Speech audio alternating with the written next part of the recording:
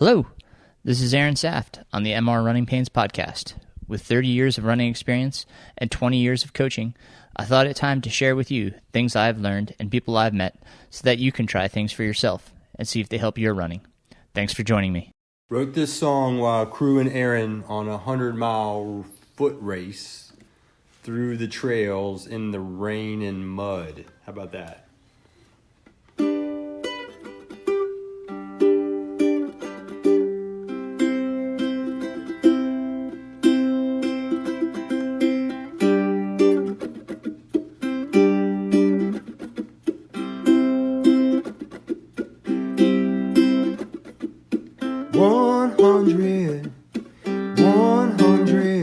Miles to go.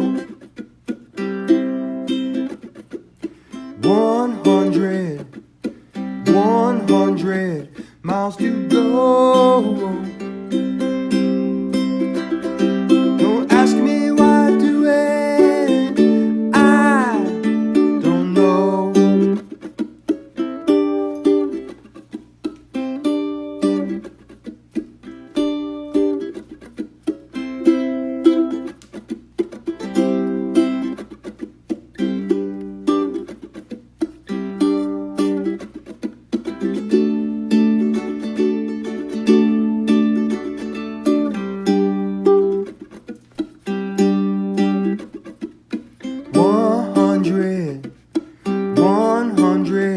Miles by foot. 100 miles by foot. Don't ask me why I do it, I can't stay put.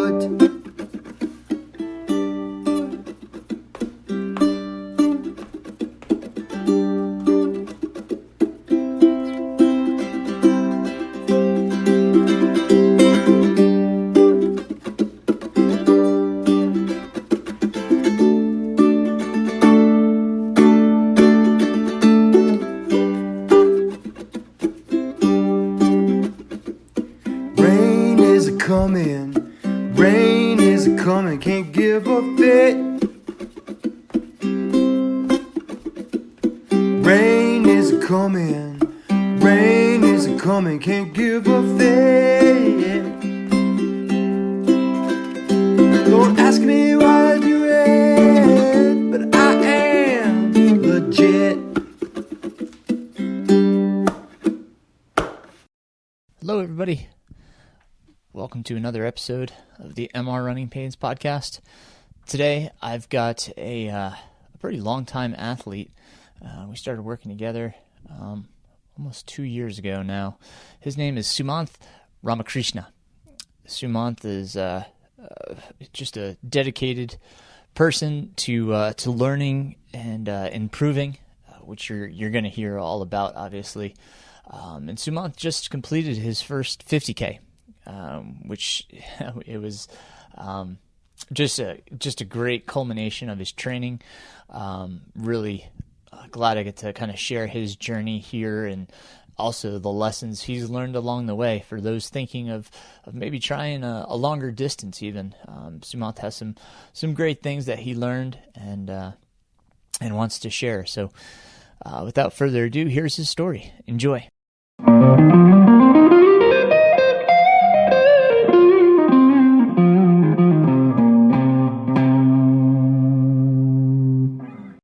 All right, so I have with me today Sumanth Ramakrishna. How are you today, Sumanth? I'm good, Aaron. Thank you. How are you? Awesome. Sumanth and I are recording on February 8th, and Sumanth has just finished. You want to tell them? Yes, Millstone 50K. my first 50K and my first ultra. That's beautiful. Absolutely beautiful. And that was just this past Saturday. So that would have been February 6th, which is tremendous. So cool. Where is Millstone 50K? Where is that? It's in Fort Mill, South Carolina, about 25 minute drive from Charlotte here. Awesome. Very cool. We're going to talk, more about the race, obviously, but let's let everybody know a little bit about yourself. So why don't you go ahead and tell us a little bit about yourself? Sure. My name is Sumanth Ramakrishna. I'm basically from Bangalore, India. So, I work in construction and started running running. The way running started was really funny for me because, we started waking up early Saturday mornings to go get some coffee, and from there it started off, as let's get some activities in after coffee, maybe play tennis or go out and hike or something. And eventually started seeing a couple of my buddies starting to run, and I was like, okay, I need to give this a shot. And but it was tough. And as I started seeing some developments, like how they were getting better fit and more faster and everything, that kind of impressed me, and I wanted to do it too. And it started off really slow, as days went by, it started getting busy with work, and once so this is post college. This is post college at the post Clemson in 2015. Okay. As I settled down here in Charlotte, I was in that NC Mountain Trail Runners Facebook group, and I saw somebody. I saw a post from somebody looking for a coach, and somebody referred Aaron. That's how I stumbled to Aaron, and I was like, okay, let me do this. And it's been a good journey so far, and I'm not going to stop anytime soon. That's tremendous. That's a little bit. So tell us a little bit more about the journey. Obviously you've just finished your first ultra, but what got you there? What were some of the milestones along the way? How did you progress to that? Did you go from, 2015 to, doing 5Ks, or, how did you progress in that regard? Well, that's a good question, because I have not done too many races. I probably have about 6 or 8 medals, out of which 2 or 3 are marathons, and a couple are half marathons, and 2 5Ks. And it started off as something to do after work and try to start getting fit. And as I settled down in Charlotte, like I said, wanted to take this a little more serious, had some more extra time to spend on it. And that's how you and I started off really slow at 4 miles every day, every other day, 3 days a week, and getting about 12 or 15 miles a week, and building up our base. And started off with some minor strength exercises, and I started to get stronger, and I was like, okay, probably, it's a long way to go. I probably need to take this route. And that's how I started off as my first half marathon that you and I planned on the Sphinx Run Fest, which came up really nice, because my very first marathon before that was a 6 hours and 4 minutes or something like that, and my Sphinx was 4 hours and 36 minutes. That's a 2-hour pickup in a year. And that was 2000. Is that 2019? 19. Yeah. Okay.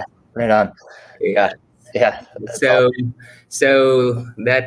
that's where it all started, and it's just getting better from there.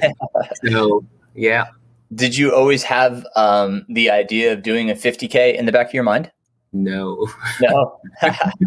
No. It all kind of came up with, as I was getting fitter and stronger, and I was like, okay, I need to take something.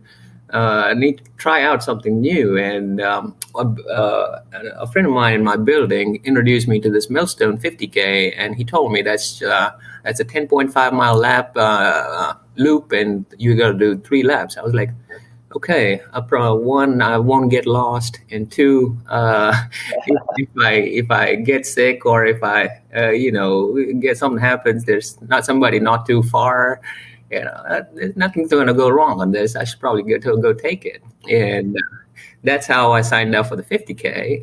And if you remember, you and I were talked about just improving my endurance after my marathon, and I was like, okay, I've been working on my endurance since March. I should probably take it, so it's probably 11 months from the time you and I decided we'll just work on endurance. So that was basically my main motivation to take up this 50K, and it worked out well. Yeah, we'll talk all about that as well. To kind of round out the conversation on the race itself, what was the elevation gain per lap? I'm not sure about per lap. If I looked at my Strava and my watch, it kind of was giving me about 2,200 feet overall elevation gain, 3 loops. Okay. But there was a lot of rolling hills, which I had not thought about. And you also had mentioned about the terrain. Obviously the conditions made the trail a little bit messy, correct? Yes. The trail was wet, muddy, mushy, and there was 120 people stomping on it. That made it a little more difficult than what I planned. And all things considered, I had some trail shoes with me, so it kind of helped in my second lap. Yeah, right. It's because you started in road shoes. Okay, yeah. So we'll touch on that when we get going on the actual race itself. So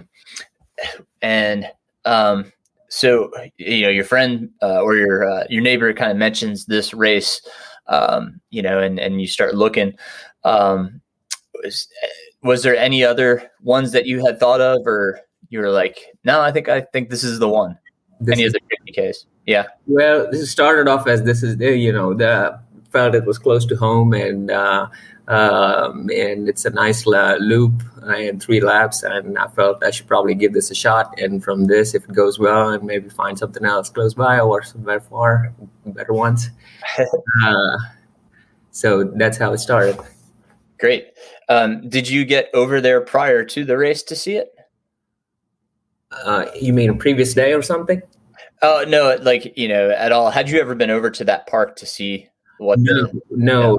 That is one of the lessons learned. I did not go see the trail, and I knew that was a greenway. And being in Charlotte, looking at all these greenways close to downtown, I figured it was not. I mean, I made some assumptions, which was pretty much not right. I shouldn't have done that, but I felt it wouldn't be that bad. And frankly, I never checked out the trail. So another lesson learned was, if that's the case, I should have taken my first lap as to check out the trail before I picked up on the second and third. So I really went fast on the first one, which kind of changed some things later on. But that's a lesson learned. So I made some notes about all my race experiences. So yes, I have your notes as well. It was let's see, we had a phone call. We set up a phone call last week to kind of talk about things. And as I said, kind of, obviously you and I use Training Peaks, but for those that don't know, there's a platform called Training Peaks, similar to Strava, but it's just between the athlete and the coach. And we were communicating through there.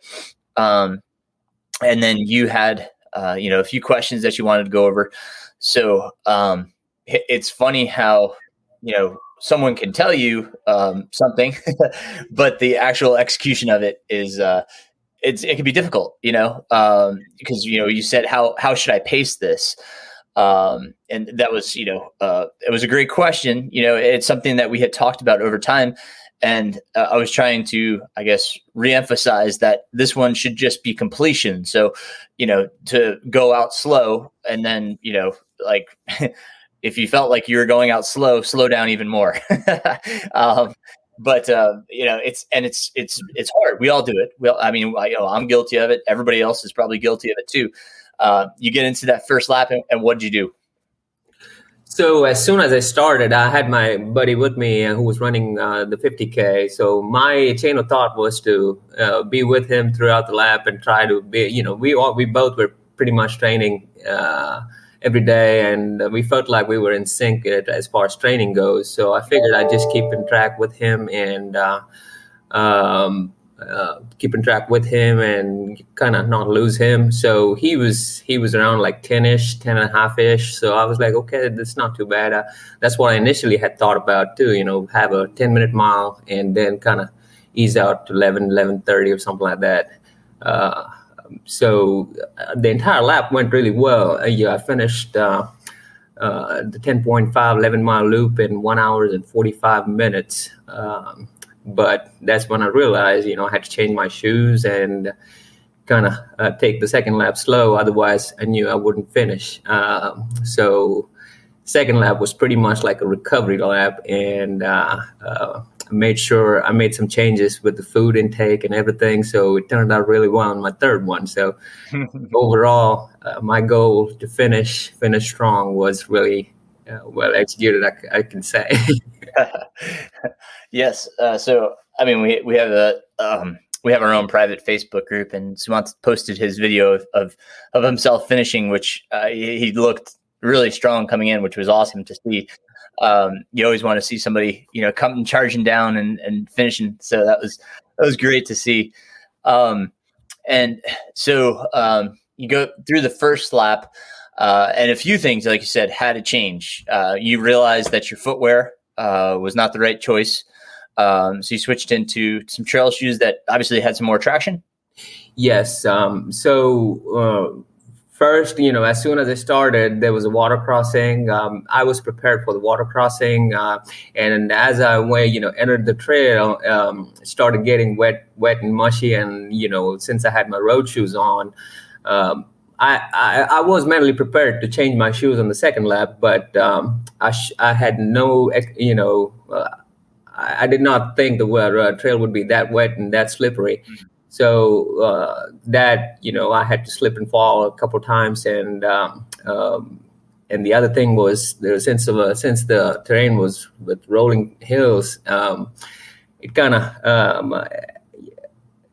of started hurting my ankles because, I have most of my training, like I said, I've gotten a little cozy training on the treadmill. So I had very less experience on the trail. That kind of started showing up as I was going up and down on those rolling hills. Ankles started flaring up a little bit. So I started picking all those mental notes as I finished the first loop. And I'm really surprised how organized you can get if it's almost like your survival instincts start kicking in and start taking mental notes and taking action on the second one to make sure you complete it. So that is one, and the second one was food. All I had was gels, and I had some coconut water in my cooler as I finished my lap. I was going to pick that up and just leave it there, and have someone leave it there and continue with water and gels and salt tabs. But I realized I probably need some real food. So I started kind of checking out the aid stations and see what there is. And there were some PBJs and some cookies and that kind of stuff, small cookies. So the second lap, I started trying them out, and kind of that was also very helpful and overall helped me to finish successfully. That's awesome. Yeah, that was the other part of what we had discussed, because we were discussing the nutrition plan, which you practiced your gels in your long runs, but as I had mentioned, I said you're probably going to have to switch over at some point to some other foods at the aid station, just because the body gets tired of consuming the same thing and needs a break from that consistency, which obviously you like you said, the body adapted and you started making a plan to do something different. I'm glad you found stuff. Your stomach was never an issue? No, the PBJs and the cookies, there were some small pieces of small sandwiches basically, and it was really surprising how effective they were as I changed into some real food and started getting some liquid along with it, energy started. I started getting some energy back, and you could probably see in my training peaks. That really helped me a lot as I switched to some real food. Yeah, I saw the pace pick back up. Even in the second lap, you slowed down a little bit at the beginning of that second lap, but your pace picked back up, even in the second lap itself, even though you felt like that was a recovery lap. Yeah. And the third lap was strong. So that's fantastic. Did you carry anything with you from there, or did you just stop at the aid station and refuel, or did you kind of eat on the go? How did you handle that? My first lap was pretty much with a handheld water bottle with water and gels in it, and I figured I'll pick something up on the aid stations, but I wanted to finish strong, start strong, and didn't stop much at the aid station since I had water. When I was running out of water, I knew there was an aid station at mile 4, mile 6, so I made sure I had enough water until I reached my aid station, but I did not consume any food or take anything with me, like a backpack or a hydration pack with me on my first lap. But on my second lap, I picked up my vest at the end of my lap, and I had the coolers, had the gels, and some peanut butter cookies, and that kind of stuff along with me. But other than that, everything else I picked up at the aid station. Right on. And then when you got to the aid station, did you stay there to consume, or did you grab and go? It was more for grab and walk/run until I felt had to go until I put some food in my belly, and it was more like a minute kind of recovery pace, walk/run, and also at the same time get some food in and then pick back up. Could you feel the ebb and flow of like when you started to get a calorie depletion, and then when you consume something, the kind of the energy increase? Could you notice that? Yes, that was the interesting part. So as I got some food and got some liquid in, 5 or 10 minutes down the lane, my energy, it was almost like you got a power boost or something like that. So go ahead. So that was interesting. As soon as I realized that, I felt, okay, I think I'm getting my energy back. I should probably just keep a steady pace from now on and not stop anywhere. So that helped me. And I was also looking for people in front of me to keep trying, tail them and kind of have somebody to follow and kind of be with them throughout the race. But later on, it was more of me, myself, and making sure I get through. Yeah. So could you recognize when energy was starting to deplete? Like, could you recognize when you needed some calories? Yes. Pretty much. You probably, I could say I needed something at least once every 35 to 40 minutes, something to eat about 35 to 40, and making sure I had enough water with me. You always need more water than what you initially planned. Right. So that's the reason I picked up my vest. So I had two of those handheld flasks in my vest. Like I said, it's about 35 to 45 minutes. Every 35, 45 minutes, I needed something to eat and water, and one salt tablet every hour. That was pretty much my nutrition plan. And what did you notice? What was that feeling when you knew you needed more calories? Was it hunger, or was it just energy depletion, or both? It was energy depletion, I can say, and more of fatigue started kicking in. pretty much like whenever we feel some hot spots, that's when we know we need to get ready to take care of it. Started getting that feeling, and even though I had water with me, that I knew that wasn't sufficient. I needed some food, and if not, it's going to be difficult. So fatigue setting in was one of my main signals of trying. You need to get something in, otherwise it's going to be tough. And on that third lap, did that interval increase? So in other words, did you find you have to consume more calories more often? Did it ever go under that 35 minutes? I think so.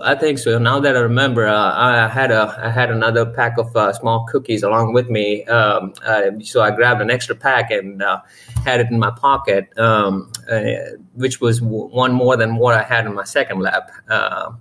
So I was kind of grabbing a cookie every now and then and then making sure I had something in as far as calories go. And also I had the gels as a substitute along with me. And something else that helped me was music. I had some heavy music on me and I just wanted to finish. So I had the food, I had the water, and I had the music to get me going. And the most important thing was to get through that finish line, which I pretty much dreamt the previous night to get going to the finish line. I couldn't give that up. Yeah, that's great. That's great.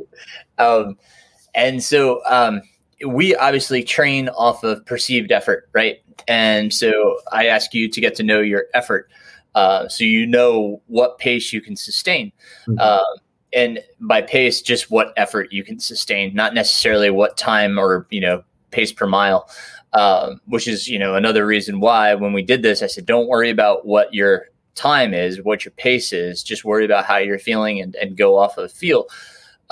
When you realized that you needed to consume more than just the gels and get in, and you said you wanted to kind of sustain and, keep moving, could you feel what was sustainable? Did you understand what your body could run in order to manage it, to get it to the finish line?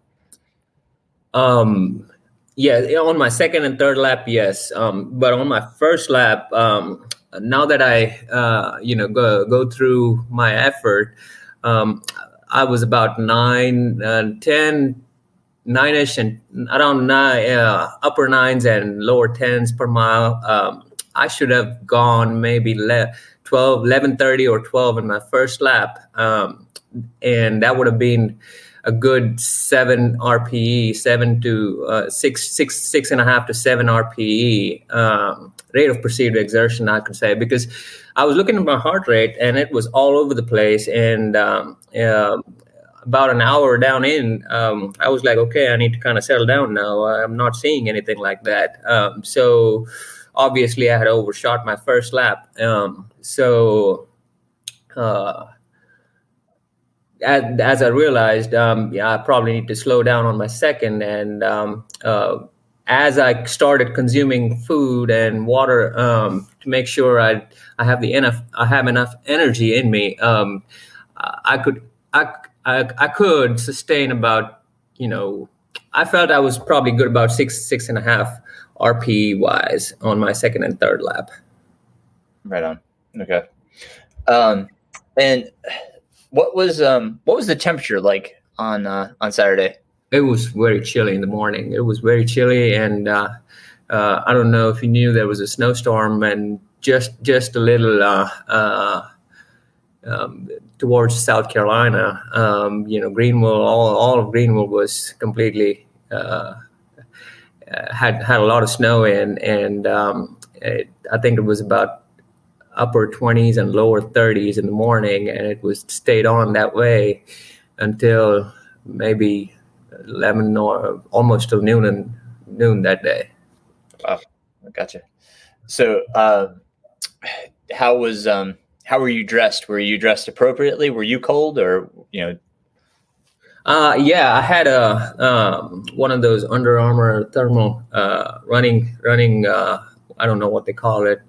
Running shirts and full sleeves, and I didn't have any compression pants on or something like that, but I knew I could probably go for it without it because I had not trained with it for a long run, so I didn't want to have them in and get a lot of heat packed in and kind of I didn't want to do anything new on race day, basically.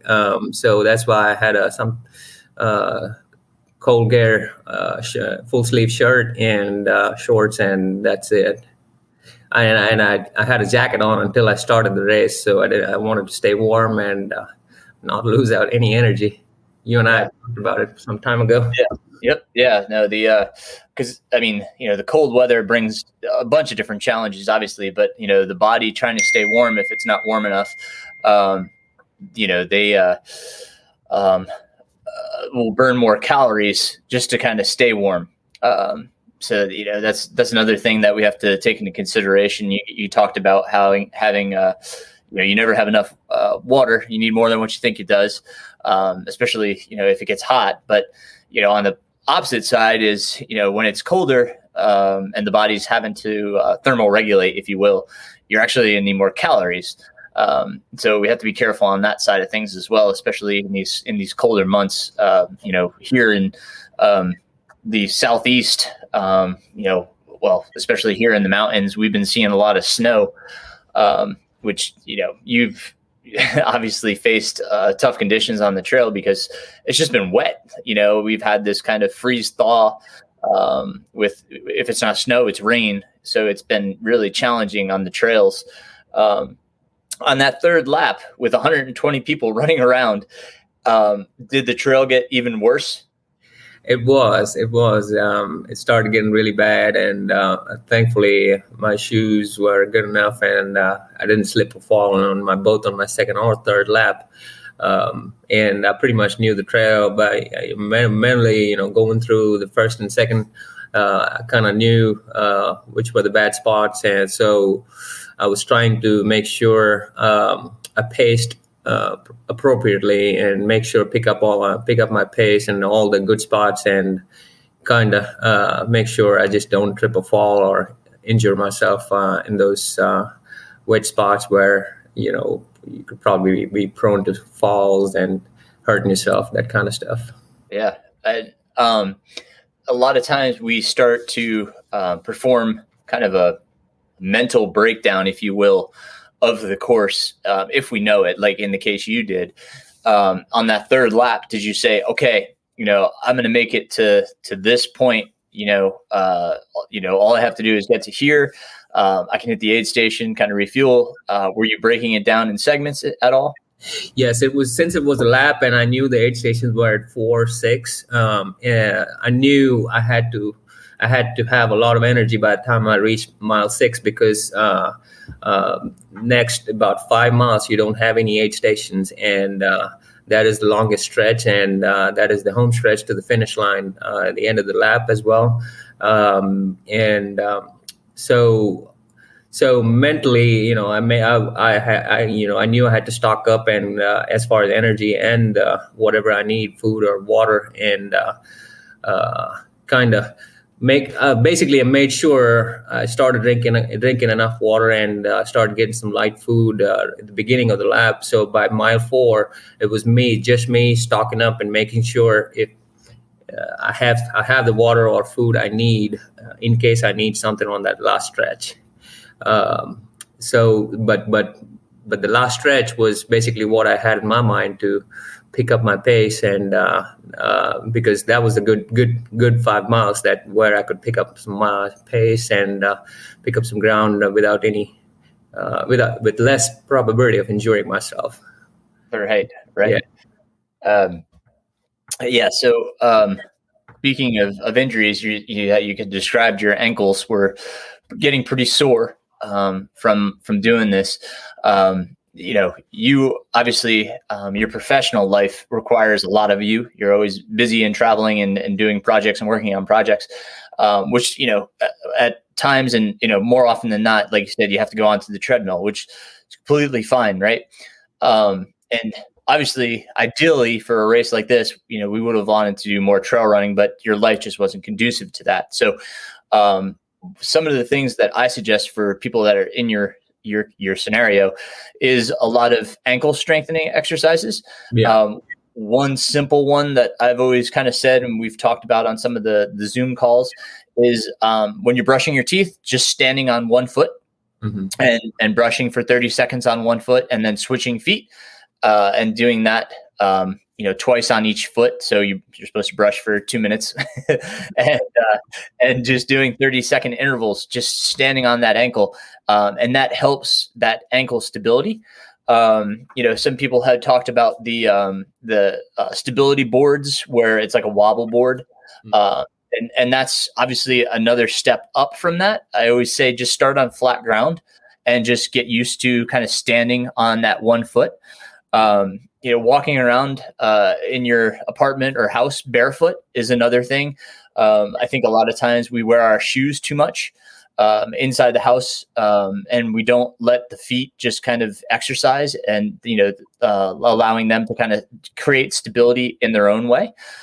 So spending more time barefoot is also a good idea. Not necessarily that we have to train barefoot, but, that strengthening of the foot and ankle, that's super important for trail running.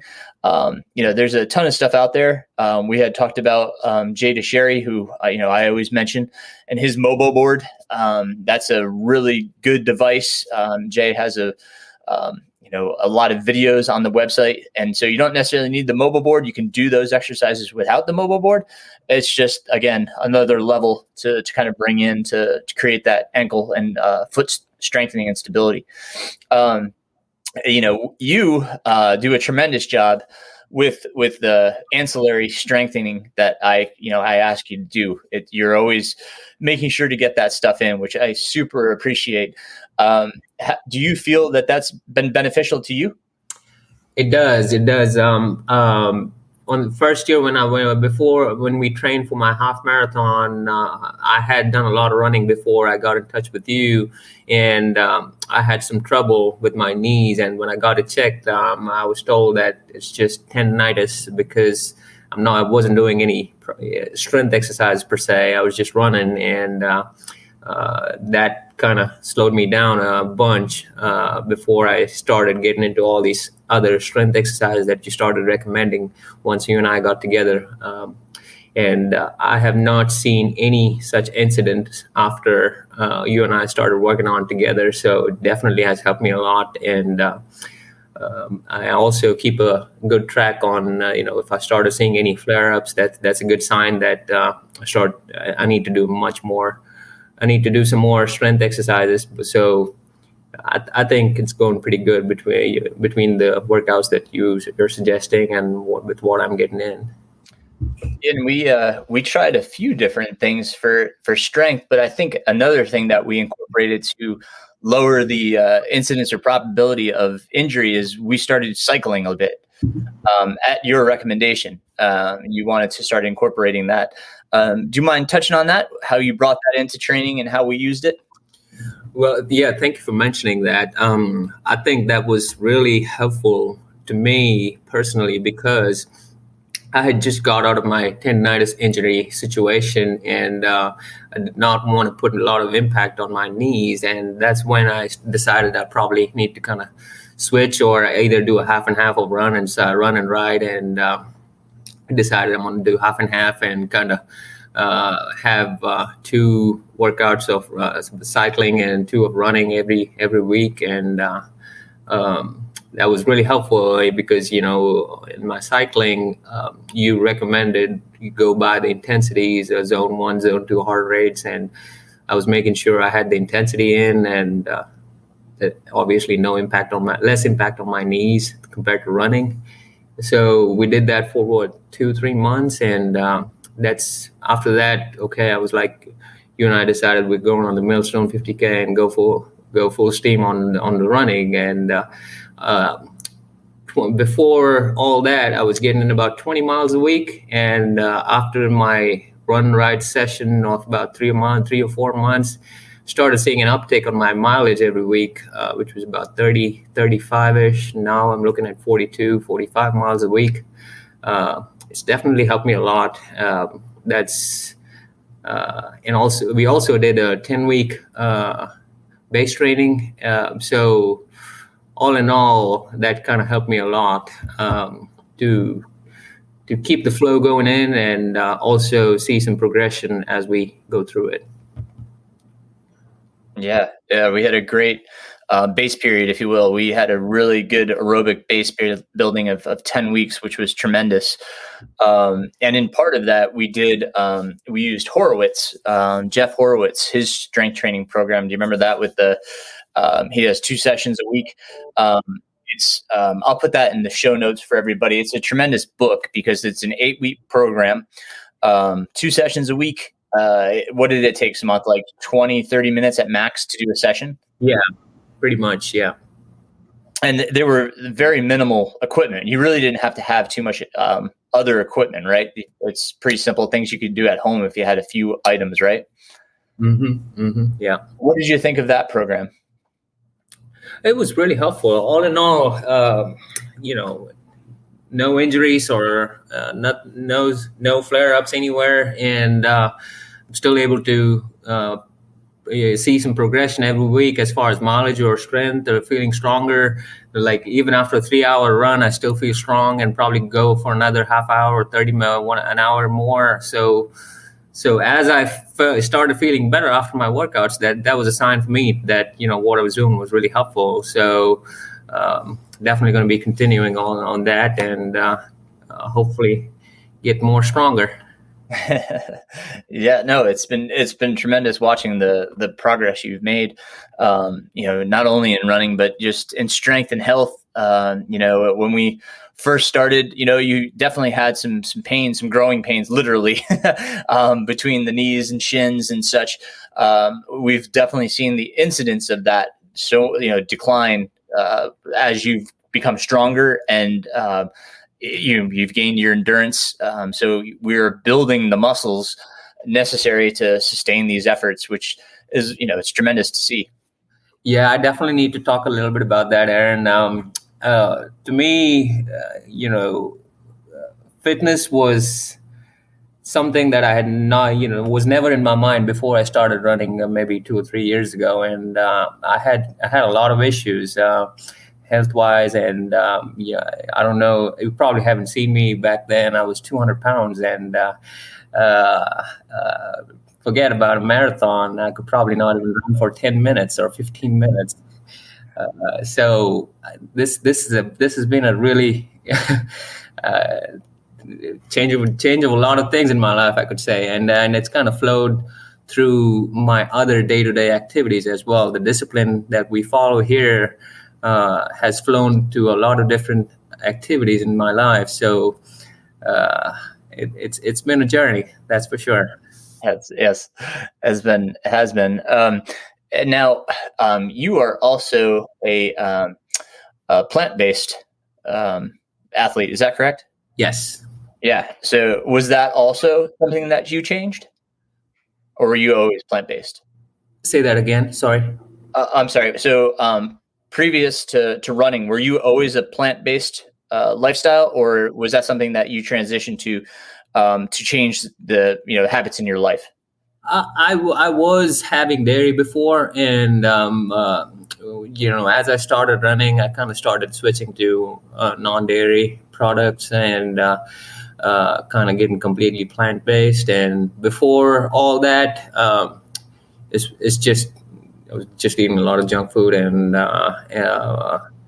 kind of not keeping track of good diet or calories or anything, because I had no idea about what those even were.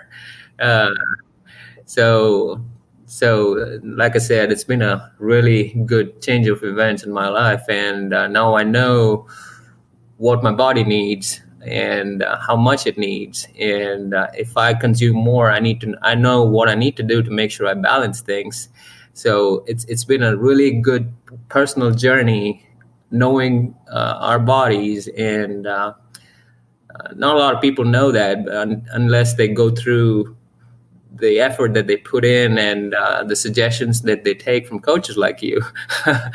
So it's definitely been a lot of help, and I definitely feel much more stronger, much more better than what I was three or 4 years ago. And in fact, those are the motivations that wants me to keep going and maybe try another 50K 3 or 4 months down the lane, and even try another ultra 50 mile or somewhere down the lane. Keep it going. That's awesome. Yeah. That's awesome. Yeah, your transformation has been incredible. So congratulations on the finish there. So, obviously you finished. What was your time?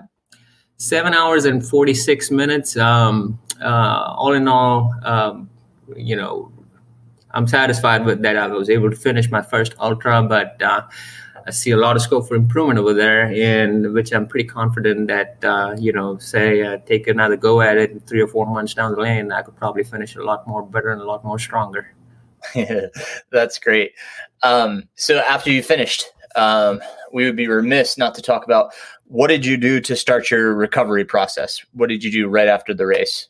Oh, the first 5 minutes after I finished was just unbelievable. I didn't even think of anything. I was like, whoa, I just did a 50K. And I was in shock and so happy that I finished it. And I had a couple buddies who drove in to see my finish, and they were the ones who shot my finish video. And I was surprising to see them and happy to see them. And they got a lot of, I had a milkshake, almond milkshake with me, and some almond yogurt in my cooler. So as soon as I finished, 5 or 10 minutes down the lane, I stopped and kind of had some of that milkshake and that yogurt, vegan yogurt. And after that, maybe 30 or 45 minutes, got some food in and came back home, took a shower, and went to bed. And did you get out on Sunday? Get a little walking in or anything like that? I did. I wanted to get some movement in. So you kind of went down and tried to walk. My legs were still sore, and the worst part was getting down the stairs. But I did start moving, but my legs feel a lot better today. So I'm gonna go take a 45-minute walk today as well. Hopefully, a week down the lane, I'll be back and running. Yes, yeah. You might even be back sooner than that, but yeah, it's good to take a week off. We've had a really good training cycle, and with the intention of running another 50K, 3 or 4 months down the road, it's good to take that little break and let the body heal. I think that's something, especially as ultra runners, we're not as apt or as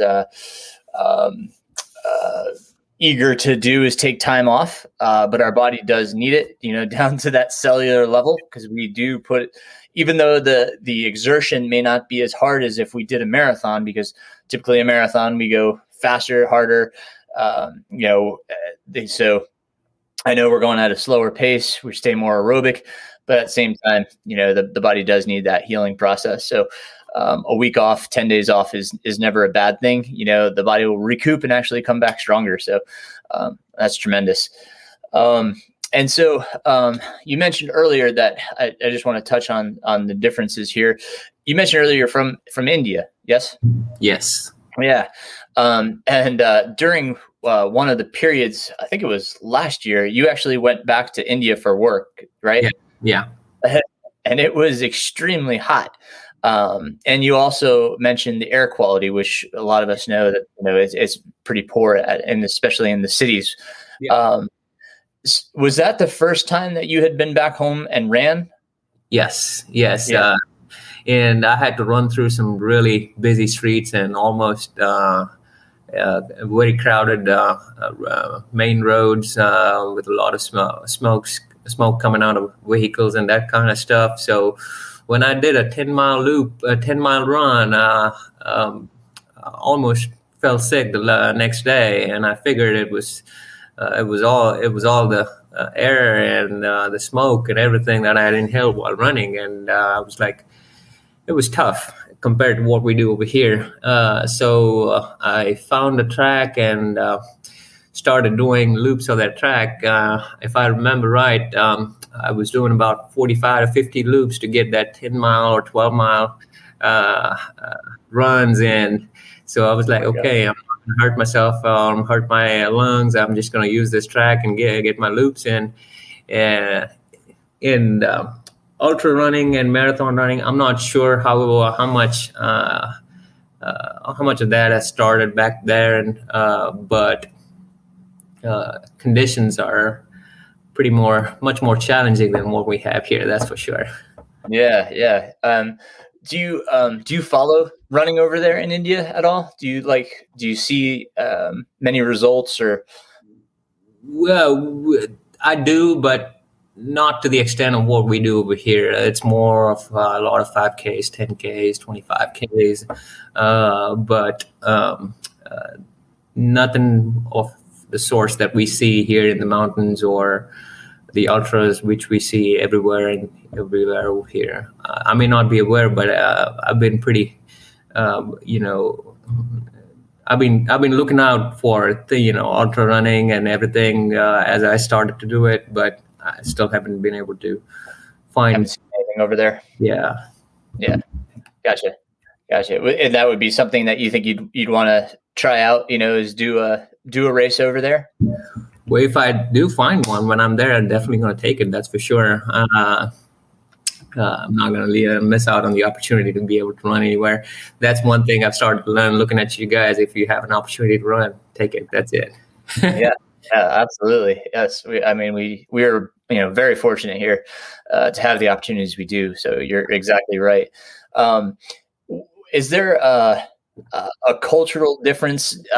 Do your parents understand what you're doing, or how do they feel about it? It all comes as a shocker, to be honest with you, to them, because nobody wants to run 50 kilometers or 100 kilometers. I'm like, first question is why? We don't have a better answer to it. We're like, because we can. That's what I tell them now. Because we can, and I know we can do more. So it is a big cultural difference. Over there, the comfort zone is pretty well set in. So I don't see a lot of people taking the hard route of go run. I don't know. They might just be busy. I don't know. But it's a huge cultural difference of how people do manage work and also get their personal training and personal goals in. Which has helped me a lot in balancing my work life, and also that gives a personal satisfaction. Like, okay, my work is done 9 to 5, and now I come back home and work on my personal goals and get my runs in, and train myself for my personal goal of a marathon or an ultra marathon. So it's a huge cultural difference, that's for sure. So with the problems with pollution, air quality. Is fitness, I guess you could say, is it as accessible? Are there a lot of people that go out and exercise, not necessarily running, but are there gyms that people can go to? Are they well used, or do you see a more sedentary life based on the environment that surrounds the cities and towns? It's more of a gym culture over there, if you ask me, per se. It's on more of all these CrossFits and gym, big gyms, and people focus more on their strength workouts or have a little cardio in and out somewhere, but nothing on the extent of what I have seen us and many people like you and everybody else in our group do it. So there might be some people, I don't know, but from what I've seen, it's more of a gym culture over there, and with a lot of gyms and people just getting gyms after workouts and kind of after work in the morning to evening and kind of getting some workout in. That's pretty much it. It's pretty almost like how people in New York or Chicago kind of that busy work culture. Even in the metropolitan cities here in the U.S., we do have green space in the way of greenways and large metropolitan parks. Do you find that in India as well? Do they have greenways, or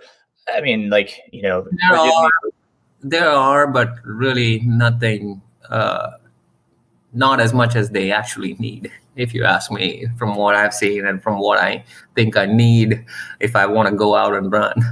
There needs to be a lot of improvements, but I'm sure they're happening somewhere. But I'm grateful and happy that I have the opportunity and the greenways and everything over here. So I'm gonna make the best of what I have over here, and definitely want to go back to that greenway, the one from last Saturday, and get that membership and start training over there. That's for sure. That's awesome. That's awesome. I love the fact that you're already thinking ahead, potentially another 50K, even, bumping it up to a 50 miler. That's tremendous. Any other things that you're thinking of or, want to accomplish, en route to those 50Ks or 50 miles?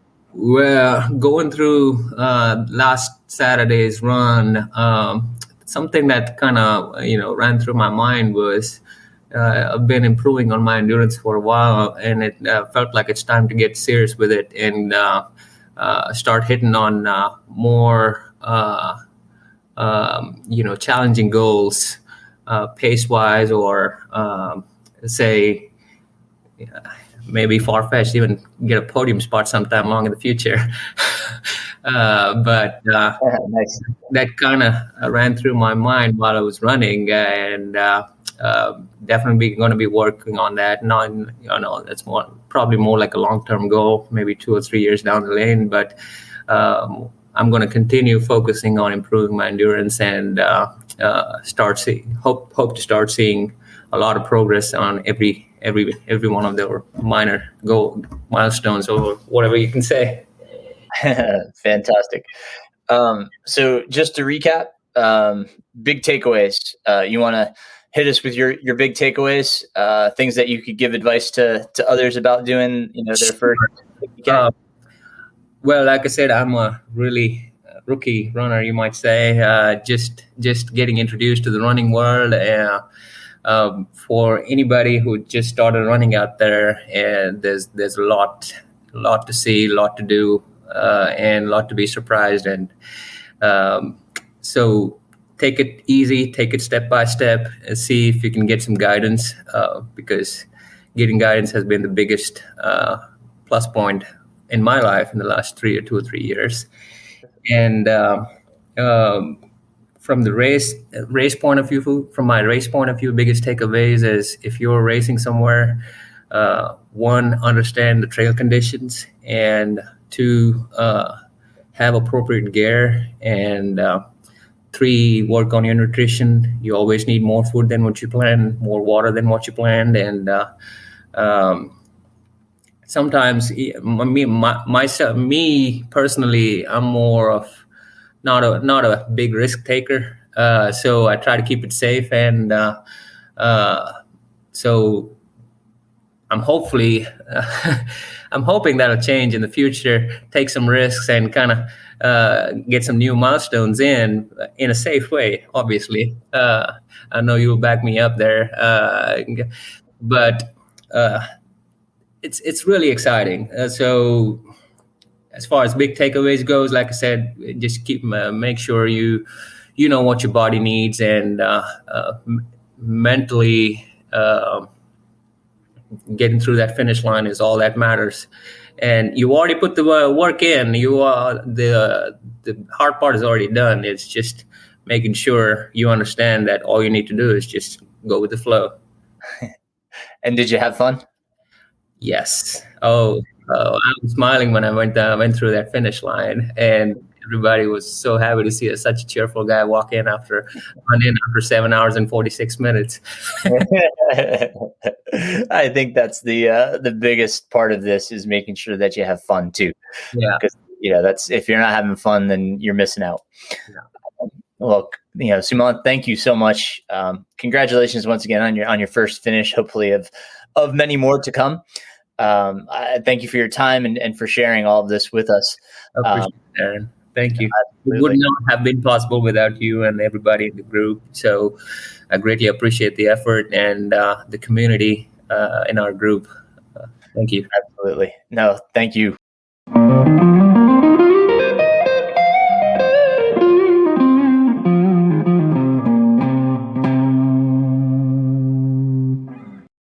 once again, congrats to Sumanth on his finish.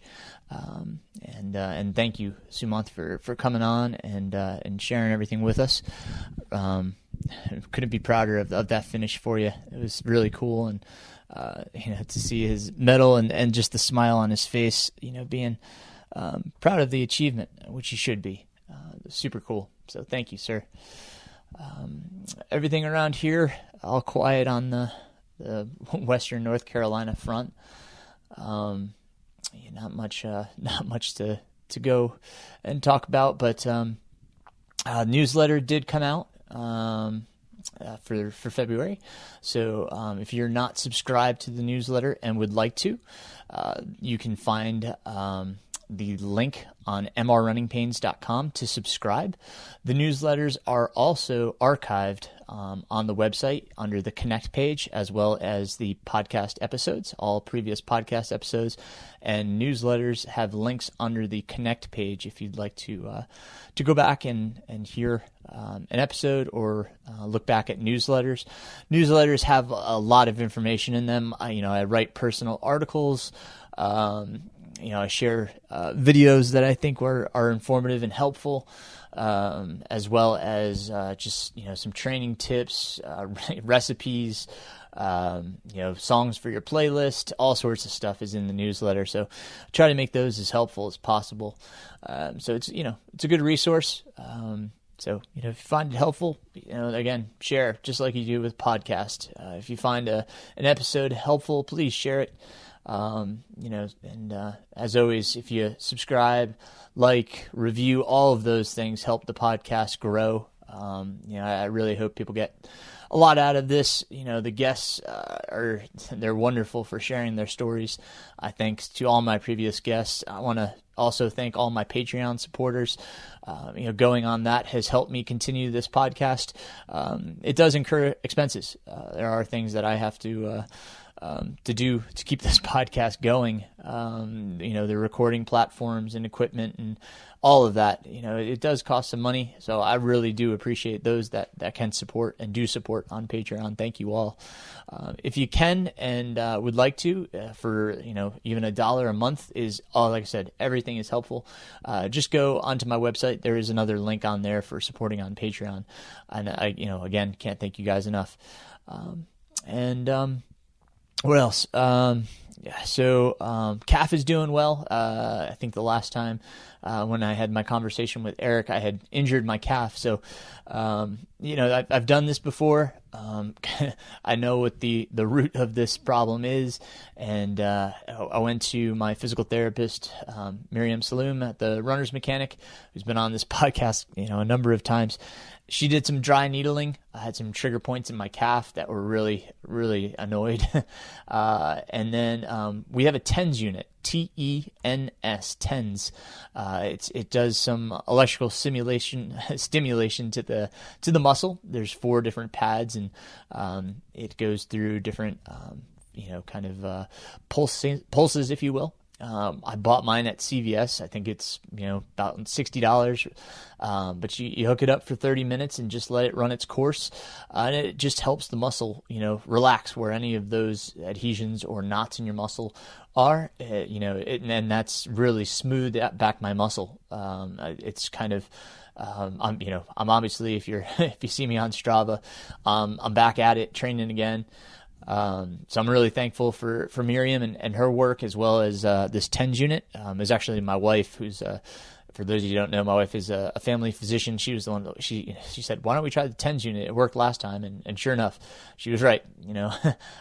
So I've been using that nightly, and actually use a little bit of CBD, just kind of a salve, just to rub in. It's got some arnica in it, and it seems to really kind of help. And obviously we don't know much about CBD or its effectiveness, but it's definitely come a long way in a short amount of time. So moving again, and grateful for that. I'm just kind of pushing through. Going to go on with training. I've got Umstead 100 So I'm going to run the Umstead 100, God willing, if nothing changes.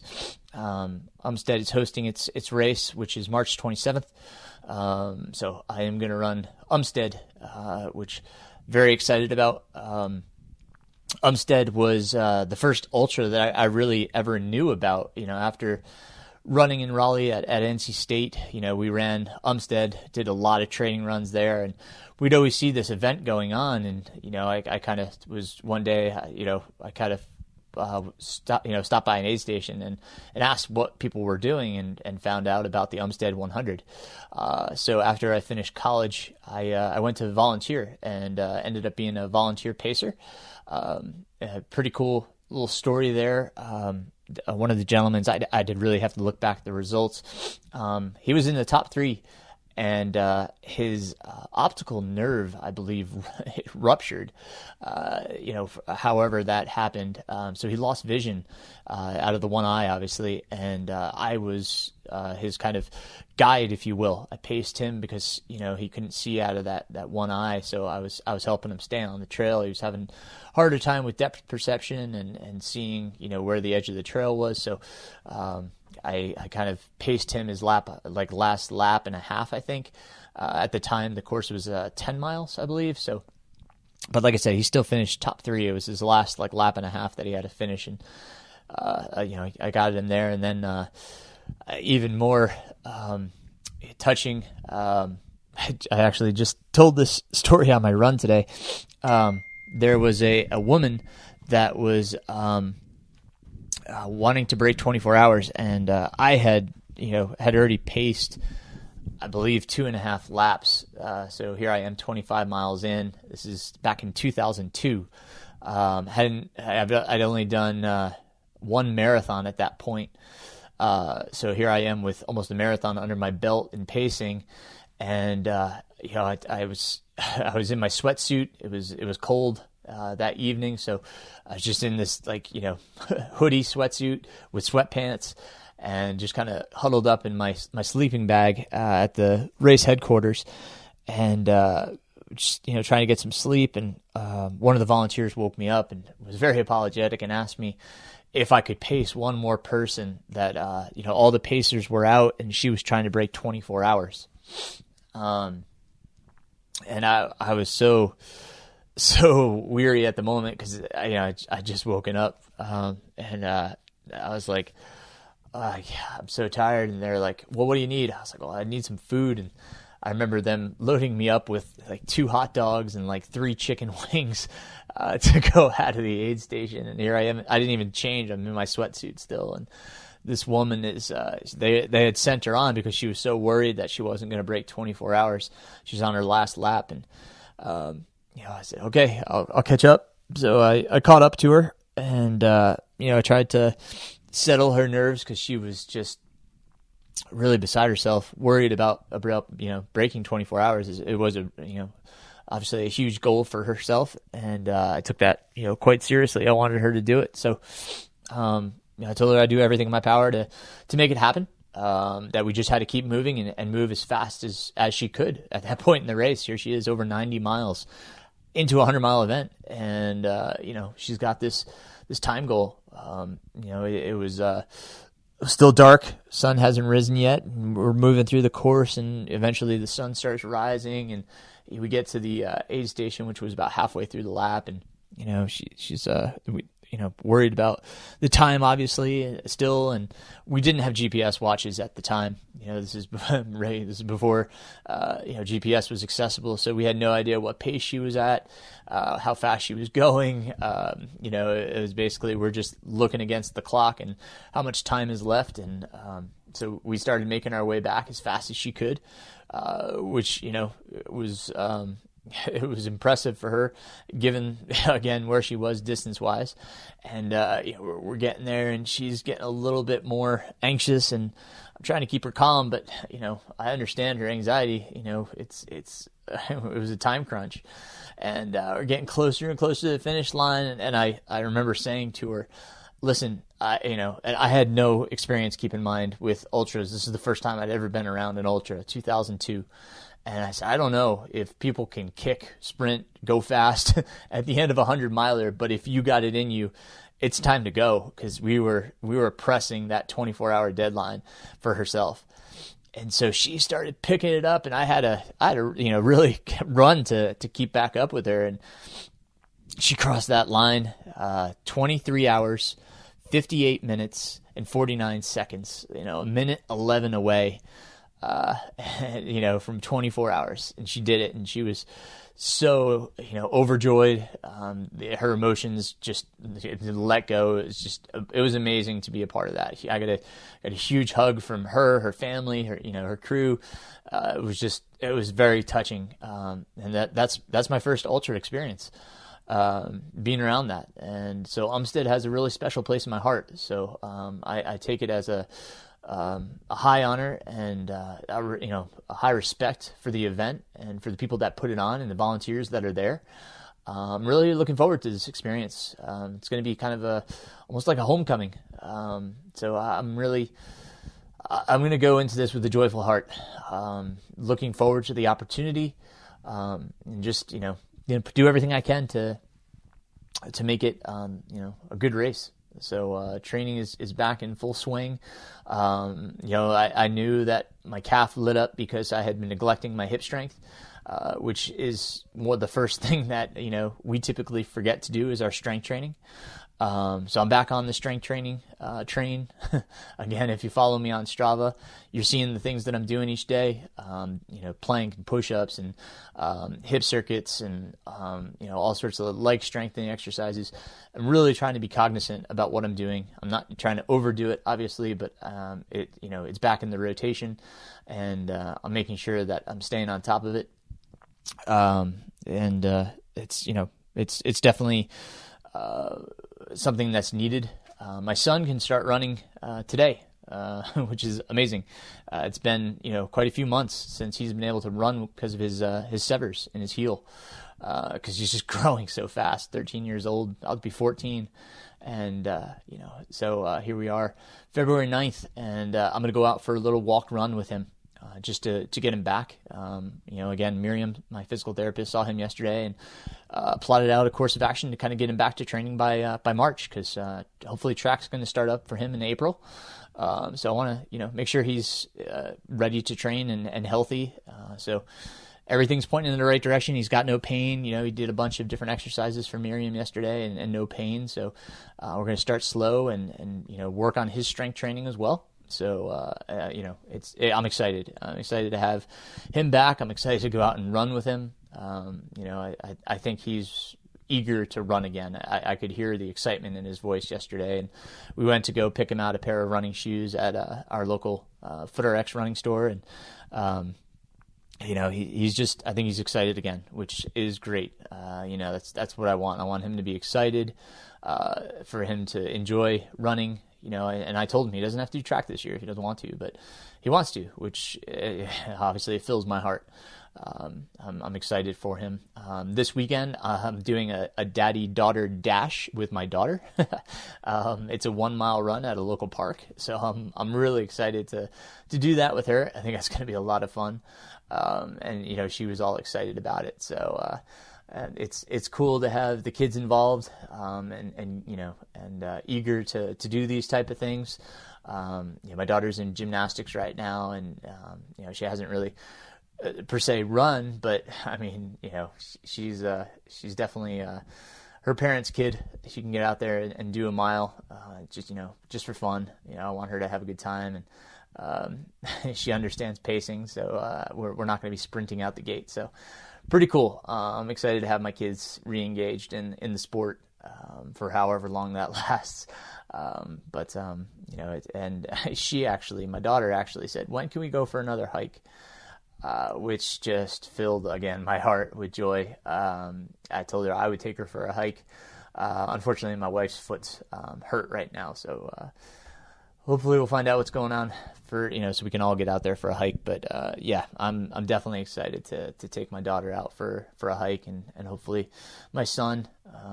Super cool that they want to be engaged in this type of activities. So blessed in that regard, for sure. anything else going on? I don't think so. I think that's, primarily it. If you got any questions on the podcast, anything, I've had somebody reach out. Should be a pretty special guest. I'll talk about that more coming up here. He's going after 100 FKTs, which is an amazing feat.